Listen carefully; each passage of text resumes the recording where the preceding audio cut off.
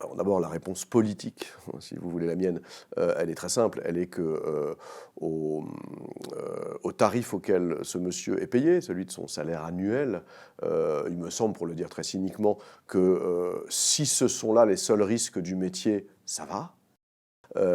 Et encore une fois, la violence que lui inflige, alors pas tout seul, hein, c'est une décision qui est liée à tout un ensemble de processus, à 3000 familles est bien supérieure à celle d'une chemise arrachée, même la peur qu'il a eue.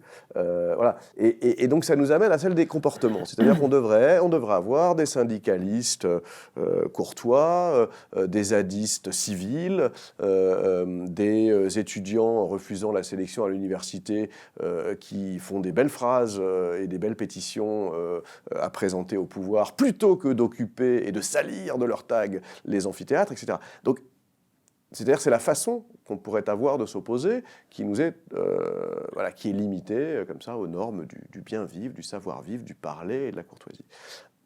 Donc voilà, donc avec cette chemise arrachée, on se souvient soudain que le combat social, qu'on nous a euphémisé pendant des décennies en ne parlant plus de lutte des classes, mais de partenaires sociaux, etc., enfin, en camouflant tout ça, existe, qu'il est structurellement présent dans nos sociétés, qu'il est même, vu les mutations du capitalisme, beaucoup plus présent qu'avant. Hein, bah, allez en parler aux 3000 familles concernées.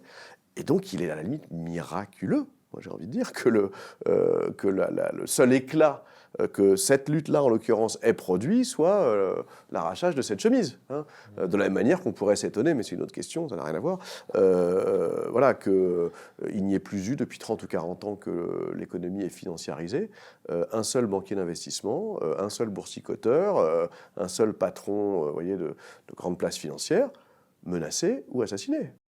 Cette idée que si l'ennemi fonctionne par des machines, qu'elles soient des pelleteuses pour un chantier ou des algorithmes pour voilà, un engin de recherche, eh ben, il faut essayer de détruire, saboter ces machines tant qu'on peut. Voilà.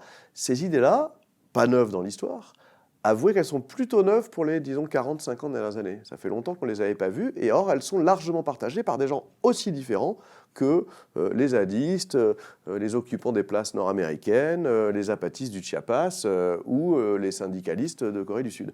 Eh ben moi, ça m'intéresse. Je trouve que c'est un signe, voilà, peut-être qu'on est en train de tourner une page dans cette longue histoire moderne des rapports entre l'action violente et la contestation.